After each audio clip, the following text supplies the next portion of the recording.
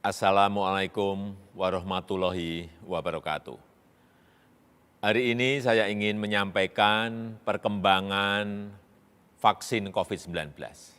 Jadi, setelah menerima banyak masukan dari masyarakat dan setelah melakukan kalkulasi ulang, melakukan perhitungan ulang mengenai keuangan negara, dapat saya sampaikan bahwa vaksin COVID-19 untuk masyarakat adalah gratis.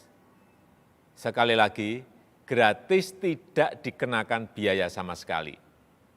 Untuk itu, saya instruksikan dan saya perintahkan kepada seluruh jajaran kabinet, kementerian, lembaga, dan pemerintah daerah untuk memprioritaskan program vaksinasi pada tahun anggaran 2021.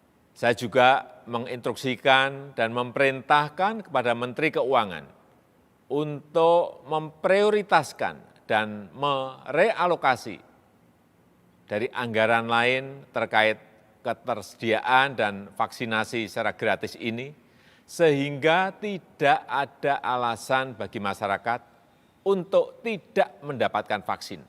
Saya juga ingin tegaskan lagi, nanti saya yang akan menjadi penerima pertama di vaksin pertama kali.